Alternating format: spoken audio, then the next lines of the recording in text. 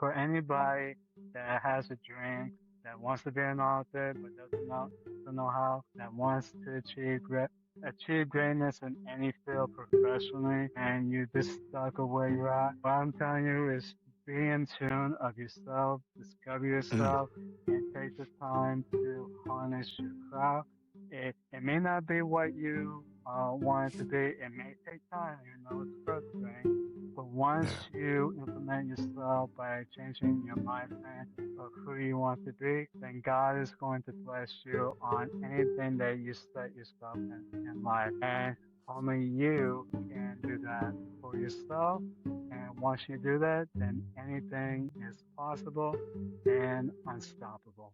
What's going on, family? Welcome to the P.A.S.S podcast, where we prevail against self-sabotage. Proudly sponsored by Project Icon. I'm your host, Mo Nelson. Let's go! What's going on, family? Welcome to the P.A.S.S podcast, where we prevail against self-sabotage. Proudly sponsored by Project Icon and UIGI Social Club. Welcome, ladies and gentlemen. I'm your host, Mo Nelson. And today, I got an amazing guest, like I always do. Allow me to introduce him. I got Will Ricker. He's a visionary, an author, a world builder who blends history, culture, and speculative fiction into purpose-driven stories. His work centers everyday people, young dreamers as heroes, protecting culture, shaping legacy, and inspiring courage, unity, and possibility. Ladies and gentlemen, welcome William Ricker. Let's go, boy. What's Hey, happening? Hey, how's how it you going? feeling? Man, I'm I'm doing doing good. I'm great. doing good. How you doing, Will? I am doing great. How about yourself? I am doing amazing, man. Listen, another episode, another opportunity to highlight substantial stories in hopes of giving people value and just, man, just making the world a better place through profound conversation. So I'm great, brother. Hi, hi. I see. So let's dive right in, Will.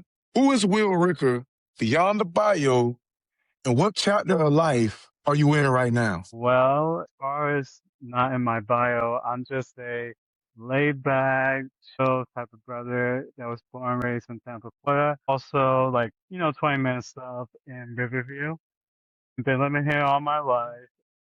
Attended school here and all the way up until college. I attended USF in 2015 to 2018, and I graduated in 2018 with my bachelor's in business management with the concentration in creative writing. And besides, writing is my passion. I like to travel, hang out with family, and just collaborate with the community not only in Tampa but also in St. Pete. Awesome. I appreciate that. Let us know, man, how is it growing up in the city of Tampa? Is it cool? Does it suck? Like, what are the dynamics of the city of Tampa? For those who may not know, Well, Will, I mean, we gotta. Well, as far as living in Tampa, it has its own vibe, culture, depending which area of Tampa you're living at. So before I went to college, like I said, I lived in Riverview, so it was the quiet area where there was no one really around growing up. And then it Hmm. got busy over time with an influx of people, whether to, let's say, with the job market, with infrastructure and everything, it's just been a melting pot of diversity and this culture and food. And it's definitely a nice seasonal state, except for today. As you know, it's like pretty cold and everything, but it's Yeah, definitely a city to see and to see what is happening in the area, and that's what Tampa is all about. I got you, man. Appreciate that. All right, so take us back for a moment. What did your upbringing teach you about resilience, pressure, and believing in yourself? Good question. And my backstory was when I was adopted, actually. And Mm, growing up in the foster care system, it was a different experience for me, especially not only for myself, but two of my older siblings were also adopted by my real mother's brother and his mm, wife, and they live in California currently. So living in that dynamic of not being raised in my biological family and being Mm, able to be raised in a different family that taught me values, that taught me structure, even though it wasn't, the greatest life possible growing up, but they provide yeah. me the tools of being who I am and sharing knowledge, and then even trying to force my path of where I want to be in life. So Mm, having that dynamic of not being raised in my biological family and in a area where it was, diverse, but I didn't really, as far as my area, it wasn't really as diverse as it is.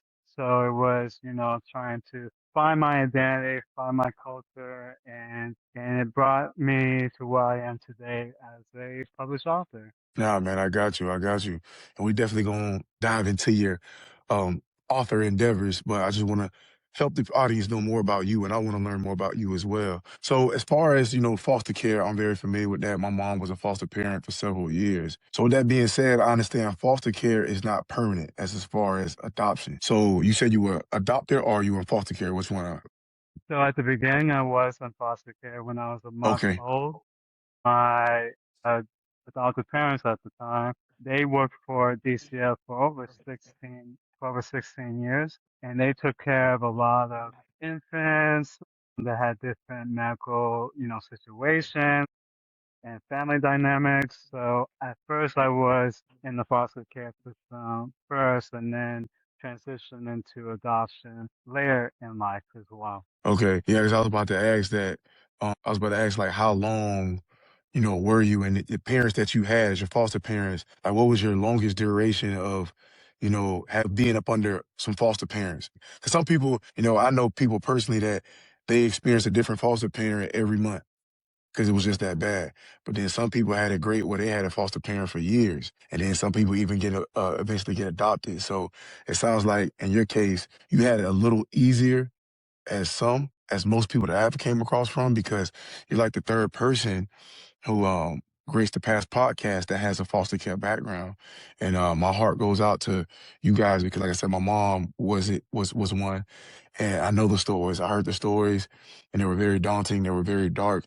And it just made me more appreciative of my upbringing, growing up with a single parent. We always complaining about not the father not being there, et cetera, et cetera. But at least I wasn't in foster care. At least I didn't have to get adopted. At least I had a mom who loved me and didn't give up. Or not even that, just was in a situation, better circumstance to nurture and develop me accordingly. My heart goes out to you, brother, and I'm glad that you have the strength and you didn't allow that to consume you, but propel you into your future endeavors. So that's awesome. All right, Thank so you. as you know, you're welcome, brother.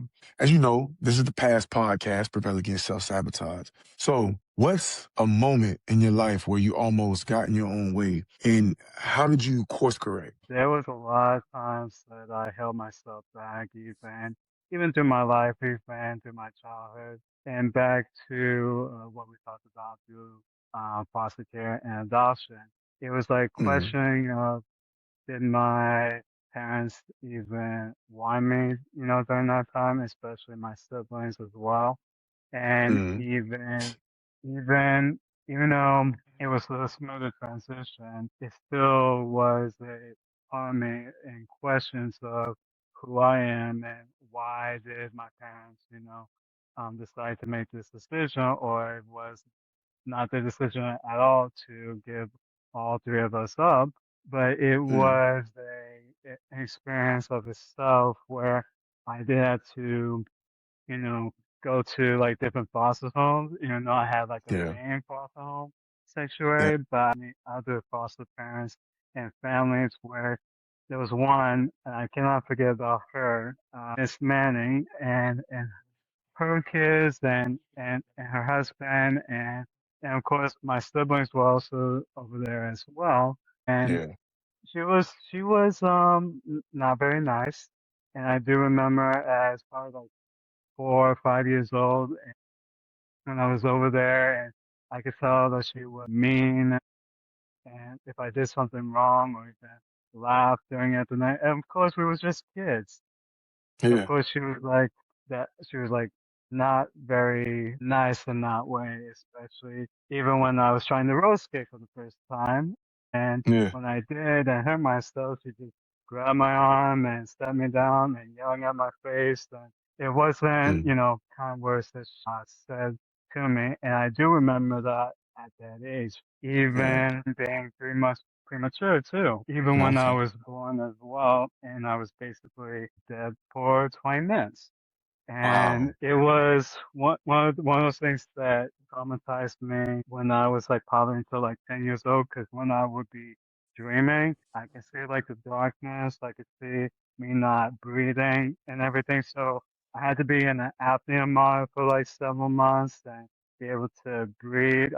I was a preemie, and Yeah. and given that second chance of life was Yeah. definitely a awakening experience, and even going through my childhood as well, where I just had to tell myself that I am who I am and God brought me here, even through the trials and tribulations that, oh, I would never write my first book, or oh, I would never make any friends, or oh, I would never be able to achieve greatness. Those were like the setbacks that I was having, especially with my identity, especially who I was, and trying to figure out who I was. And I finally, found the answers later on in life. Man, I got you, man. That's very moving, Will. In all seriousness, man, you've been through a lot of challenges, and to be here today as an established author, not even just an author, man, just being in great spirits. You don't seem like a bitter individual. You don't seem like you're harnessing hate and, bigotry and stuff like that. But I want to ask, are you in contact with your biological parents today? Like, did you get to mend that relationship, rekindle the rapport? Like, what is the relationship between you and your biological parents look like today? So the backstory with my parents, my mom was born in Memphis, Tennessee, and my father was born in Alabama. Now, my father was a traveling Pentecostal pastor. So he used to travel, different states. And of course, he eventually met my mom. And my mom, she has like about like 8 brothers and sisters. And of Mhm. course, they had kids, and then of course those kids have kids as well. So I have a big family in Memphis, Tennessee, which I haven't got a chance to meet yet. But Mm. as time went on, my adoptive parents and I was trying to find my biological parents, find my real family as well. So we was like Yeah. trying to find where they were at, and to know that we could not find them even with the information that I already had. And then eventually my oldest brother, we have the same mother but we have different fathers. But Okay. he lives in Houston, Texas, and he actually found our mother in 2016 under different alias, and she Mm. was living in Tampa, probably about 30 to 45 minutes. And so Awesome. he actually brought her to Houston. She lives in a living facility in Houston, and I got a chance to speak with her in 2016. Got a That's chance awesome. to meet her for the first time in 2018, and I also got to ask a couple of questions, even though she wasn't in her right in her right mind, because she has Yeah. dementia, and she'll talk, but I can't understand what she is saying. So trying to figure out what she is saying as well. But it was Mm. definitely a emotional experience, because I always wanted to meet my real parents growing up, and getting the answers that I wanted to ask, even though I couldn't ask my real mother. But I definitely understood the dynamics of what happened then through all Mm. the documents and what my adopted parents told me, including my aunt and uncle, who shared stories about my mother's condition, how my Yeah. father was.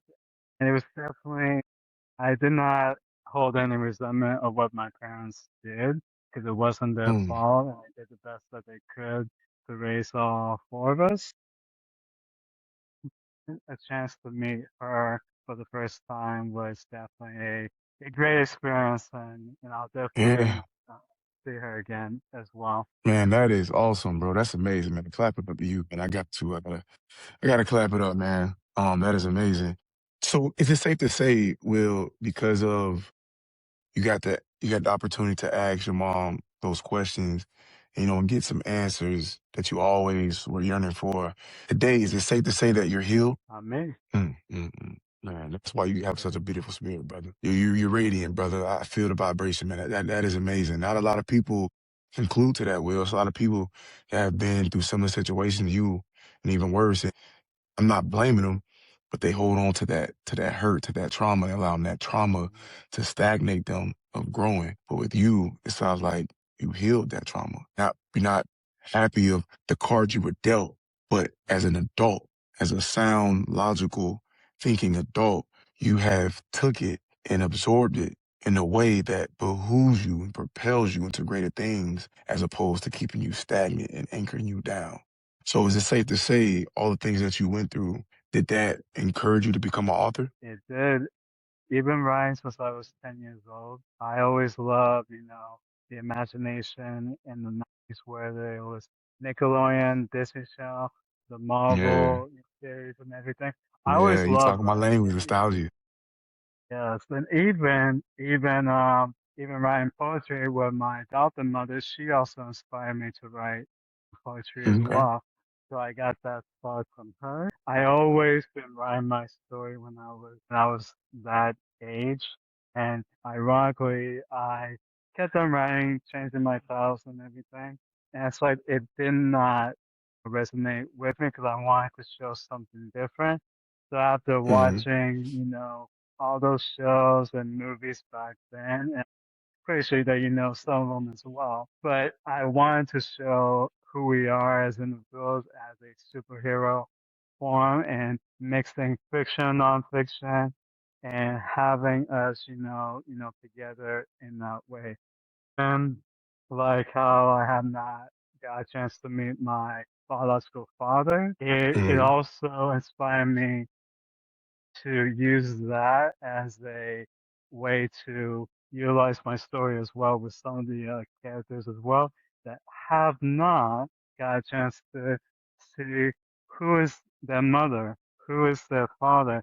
They're asking Yeah. questions about who they are, what their identity is, and what their purpose is. So each of these characters, even though there's a lot of characters of this book, Hmm. whether they're us, whether they're a different race, because I include everyone in my story, including my work colleagues who also played a part as well as being a part as, in my story as well. I Hmm. wanted each character to have its own origin story and dynamics of finding who they are that time period. In that time period where we will definitely discuss later on that as well.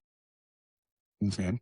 All right. All right. I hear you, Will. I hear you, Will. So Yes, you're an independent author, correct? correct. All right, so I'm an author as well, so I'm all familiar. I know sometimes it's not all as glamorous as it may seem. So for people who may not know, what are some challenges, independent authors, experience behind the scenes? First is cost and having that budget plan in order to get your stuff published. That's one.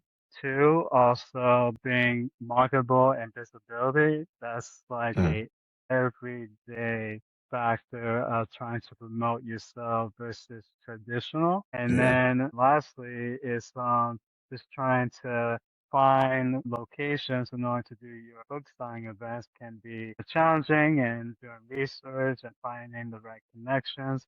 So that is also another factor that plays itself out for us independent authors. got you, got you. So is it all worth it? I mean, being an independent author, going through all the challenges that you experience, is it worth to keep going? Like, have you ever thought about just to stop and quitting all in general? If you would have talked to me about, let's say, 5 years ago, then I kept on down myself, kept on having writer's block, kept on being discouraged and impatient and trying to figure it out and everything. But Yes.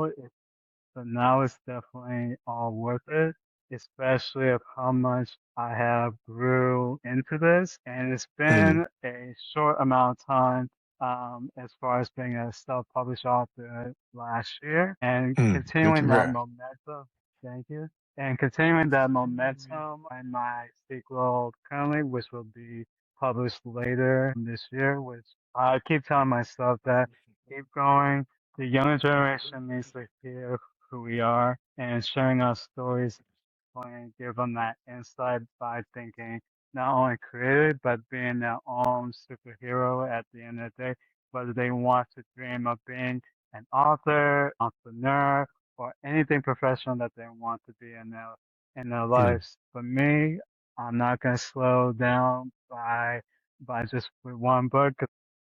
This series is not going to stop with 3 books. I already planned how many books there will be, and I want to continue to share our history, our culture, and who we are as individuals. Awesome, man. Great stuff. All right, so you know I'm an emotional intelligence. So I love everything that has to be with emotional intelligence because emotional intelligence saved my life, and we must incorporate emotional intelligence each and every day in our daily endeavors, our reports with our family, just everything that we experience. Emotional intelligence is necessary. So that being said, how important is emotional awareness when motivation fades and discipline has to take over as far as when being an author? That right there is the most important thing with anybody, and especially when you're factoring all of, like I said, your doubts, the way that you think, and the way that you try to en engage how society is, because we see it through, social media, and we see it through in our everyday lives where we're trying to be ourselves but not losing ourselves process. Because Mm, even with like I see like other authors like are a lot further than me, and I feel like you know what they're at a position where they are in their life where it's probably a lot different or where I'm going through, and it just mm, takes time and patience. And with me, it's just recharging yourself in that light by saying, hey, I can do this. Hey, I can direct myself into this path in my life where you feel like it's overwhelming, but you have to let your mind say, you know what, I can do this. I can believe in myself. I can encourage myself and not self-doubt me in the process where there will be struggles and challenges along the way. And that's with life.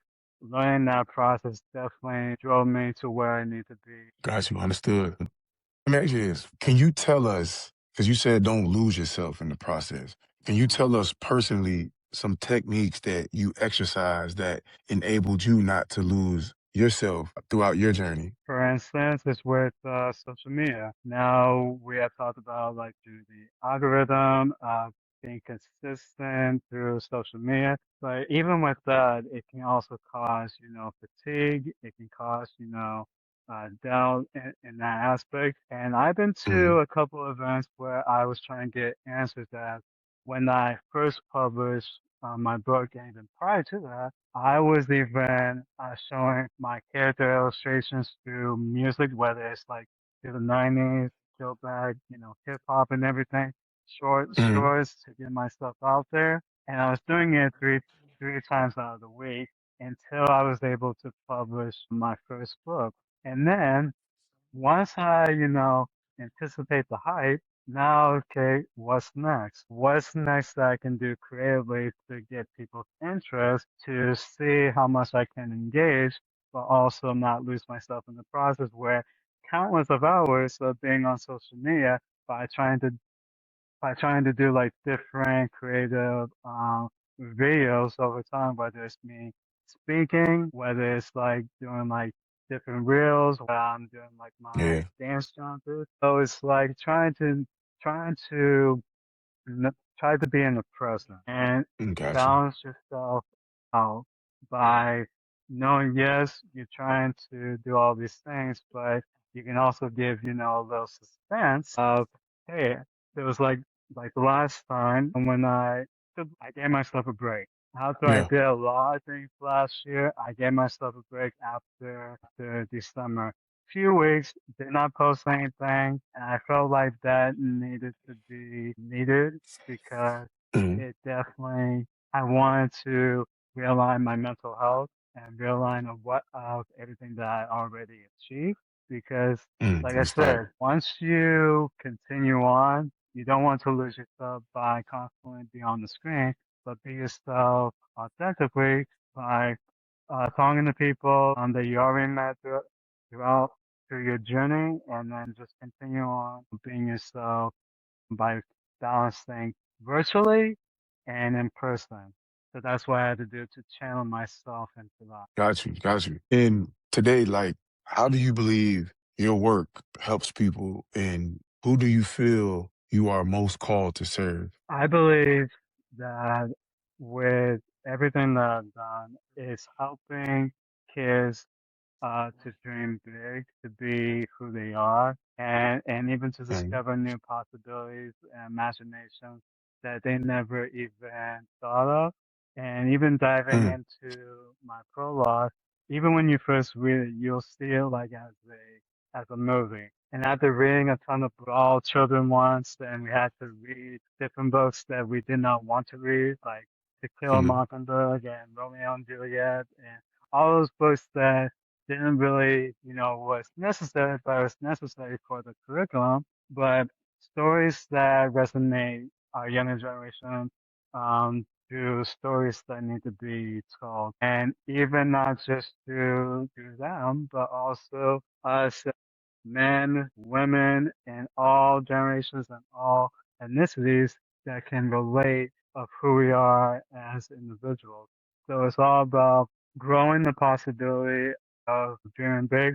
And I have a slogan of my book called Pulse, Shift, and Revolt for your life. And it mm. means that you have to channel who you are by dreaming anything that you can achieve on no setbacks, you're being determined, you're being motivated, and I definitely use that meaning every single day of my life to encourage people to say, hey, since I'm able to do that, you're able to do that too. So Got everyone you. and all ages can dream of who they want to be in their life realistically. They just have to make the effort and a way to in a way that they can do it for themselves because they have the power to do that for themselves because nobody else can hinder them, but they have to do that for who they want to show to others. What's the bigger mission behind what you're building beyond the books? I am building a community, not just only us as individuals, whether you're a entrepreneur, whether you're a author, whether you're a painter, or whether you're just a regular, 9 to 5.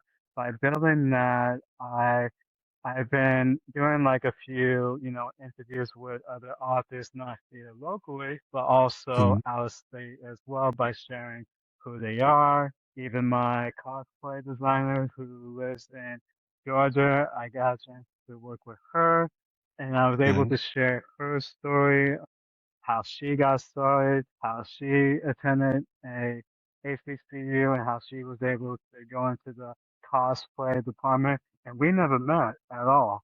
mm, And she was able to drive that creativity by creating my costume for my Comic Con events and book sign events to show yeah, my real character, yeah. into life. Nice costume, by the And way. I love it.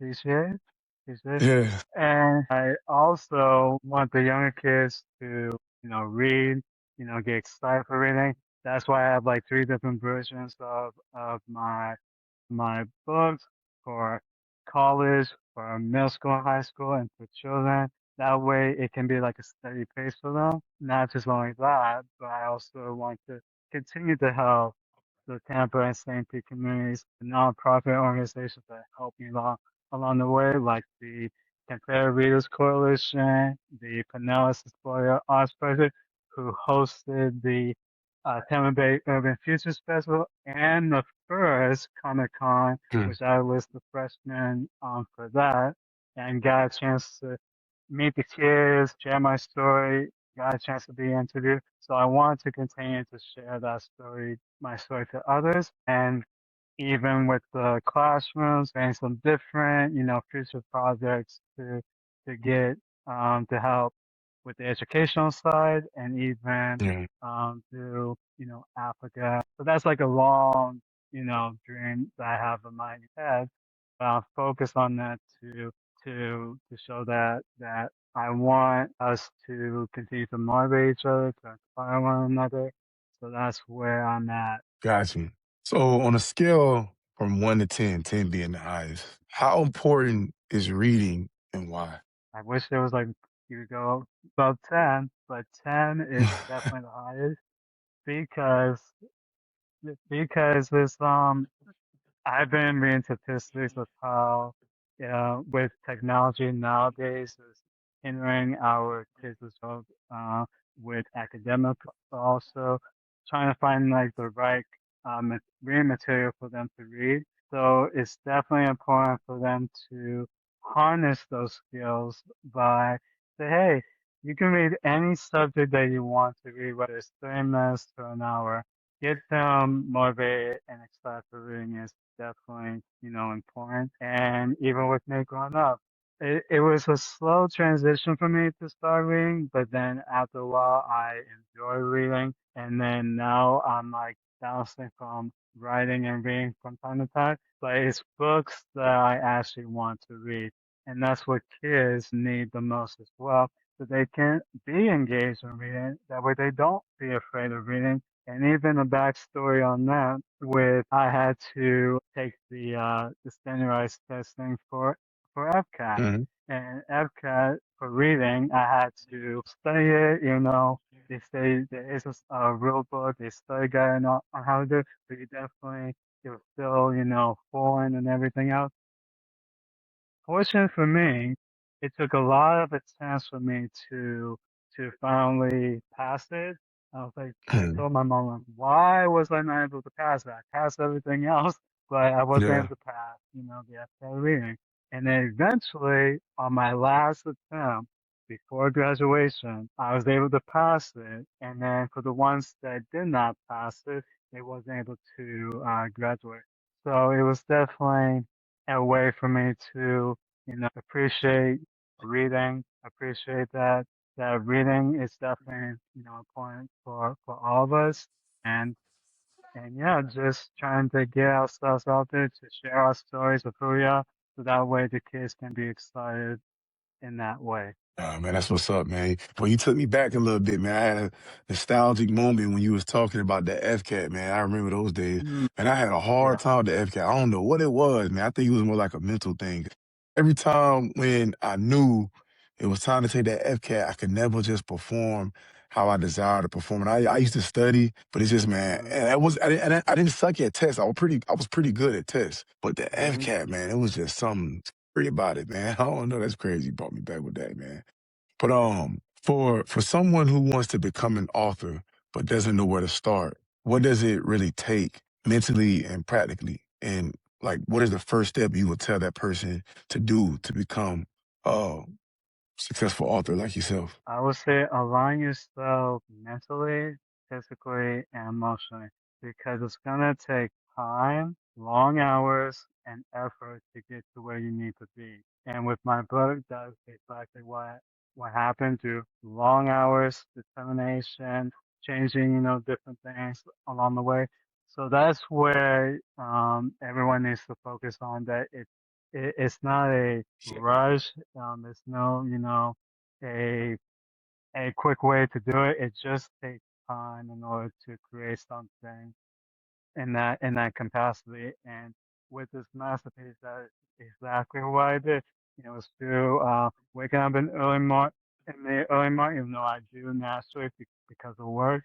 I had to write, every morning before I went to work, during at Mm, work when I had time, even after I came home from work, and my ideas just kept on going for the past 4 to 5 months.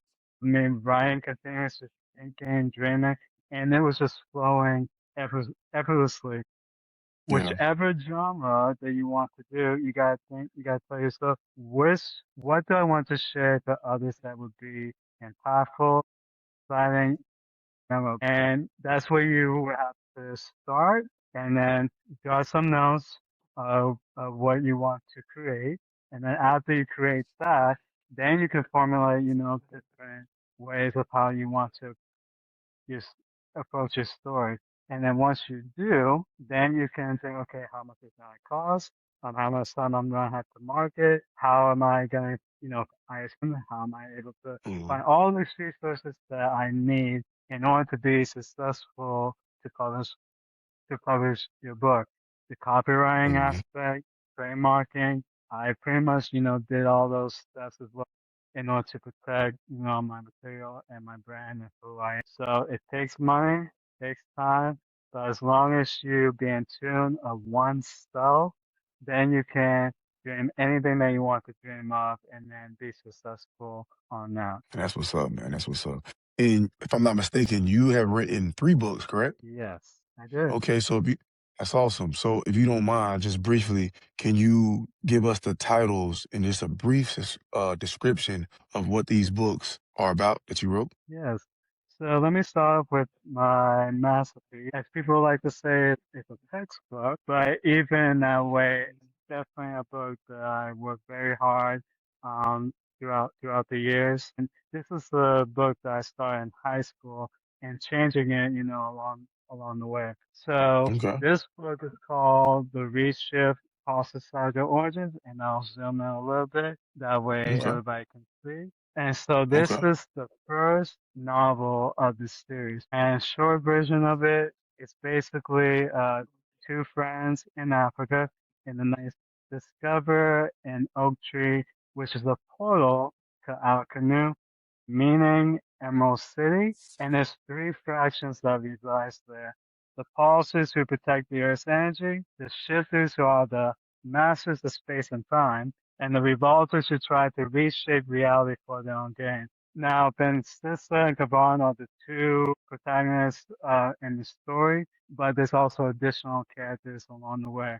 There is hovercrafts, ancient relics, emeralds, Paulson hands suits. It's like a futuristic Wakanda from Black Panther. Yeah, There's it sounds also exciting. yeah. And here's the thing. I also dive into some historical figures like Alonzo Herndon and Norris Herndon. Alonzo Herndon was the first black millionaire in Georgia during that time. And Mm, his estate is actually in Georgia too. If you dive into knowing more about him and his son, I also incorporate them in the story. That way the kids can know about our history. And since is the first day of Black History Month, it's also giving them a chance to learn yeah. who these people are that we didn't really get a chance to hear about them through our childhood when we went to school and everything.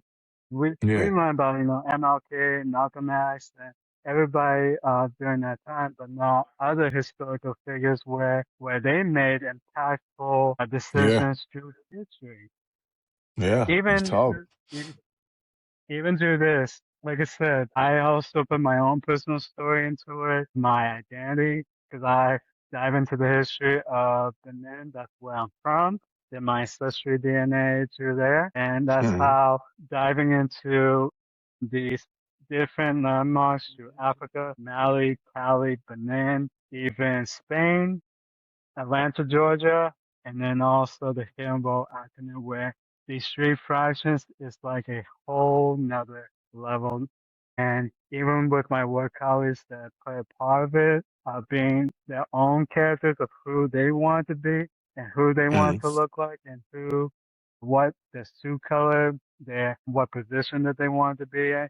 They actually made a decision of what they want because I wanted them to show who they are and how they Yeah. wanted to be represented. They didn't know all the details, but I definitely wanted to show everybody in that light.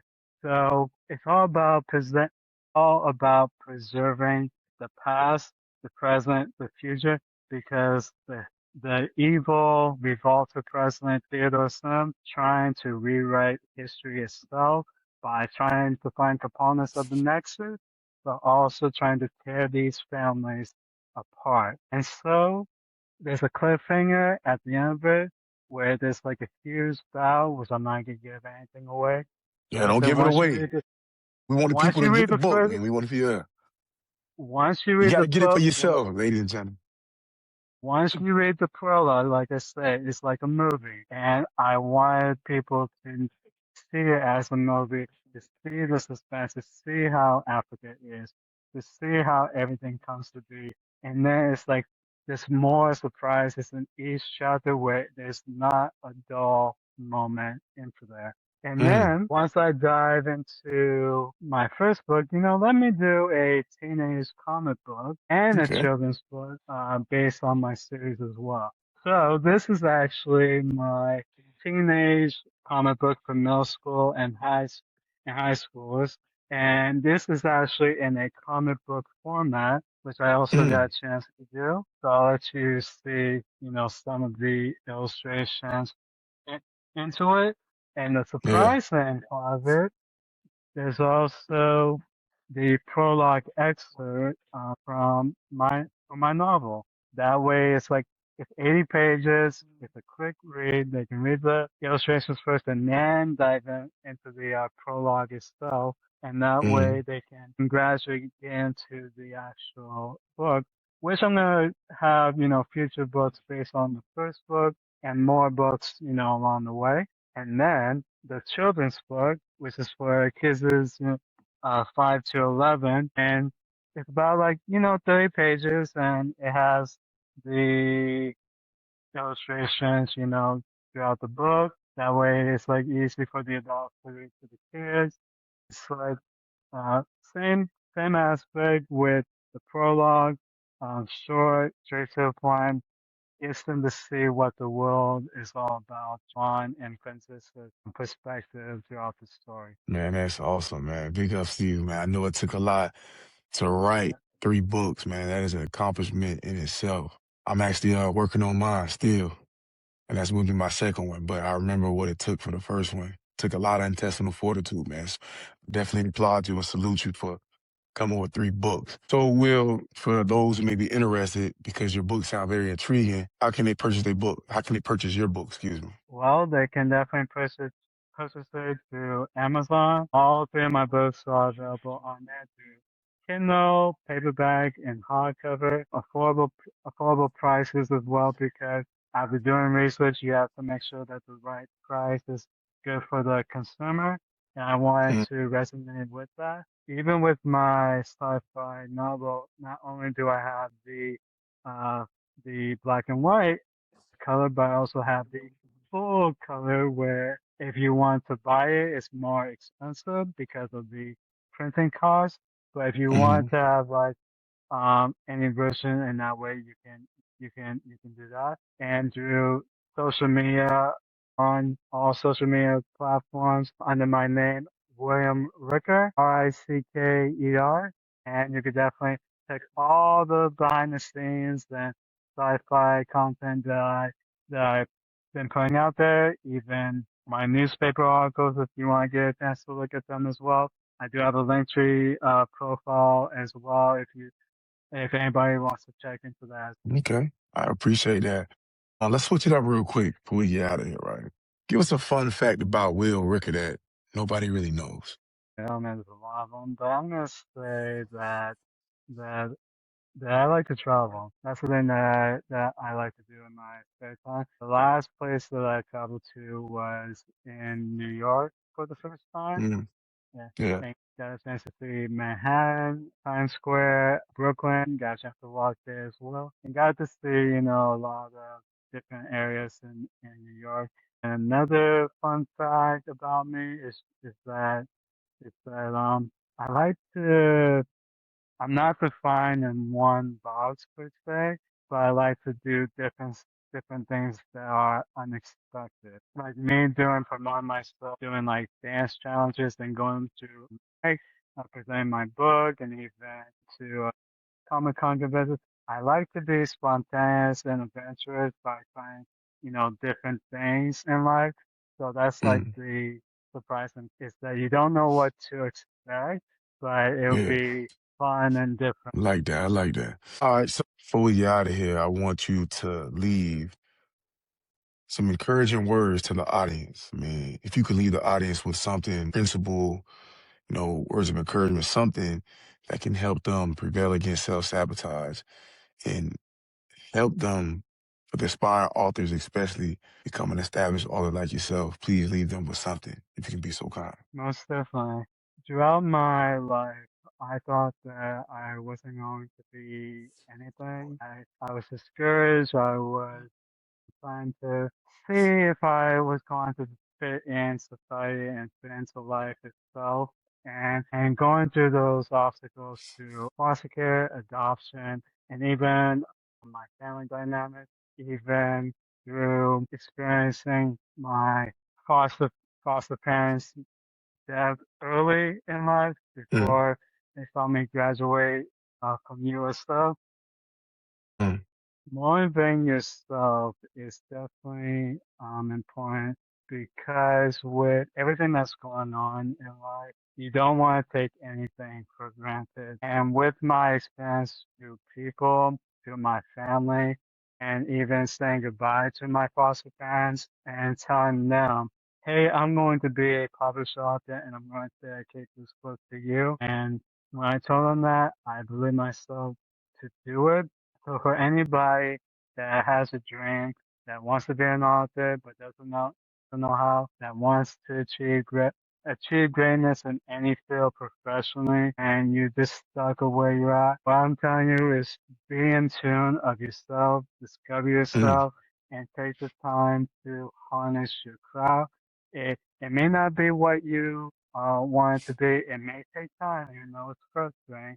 But once Yeah. you implement yourself by changing your mind frame of who you want to be, then God is going to bless you on anything that you set yourself in life. And only you can do that for yourself. And once you do that, then anything is possible and unstoppable. Thank you. Thank you. And thank you. Those encouraging words, Will. I'm sure my audience absorbed a lot of value from it, man. It definitely did move me. Again, you are the epitome of P.A.S.S, Prevail Against Self-Sabotage, due to the fact that you have overcame so many challenges that a lot of people would have succumbed and gave up, but you didn't, brother. You stood tall, you didn't make any excuses, and you allowed those hardships to propel you into greatness. And for that, bro, I applaud you and I salute you and I respect you. And for my audience, thank you so much for tuning in to the P.A.S.S podcast virtually. I know it's a little different in the studio, but I did this because everybody is not able to make it to the studio, and I want to help individuals proliferate their stories to gain visibility and to come with solutions to the problem that some of you in the audience may have. It's been a pleasure. I appreciate everybody for rocking with me. I love you guys, and I see you on the next episode. And remember, prevail against self-sabotage. You are your best friend, but you are also your own worst enemy.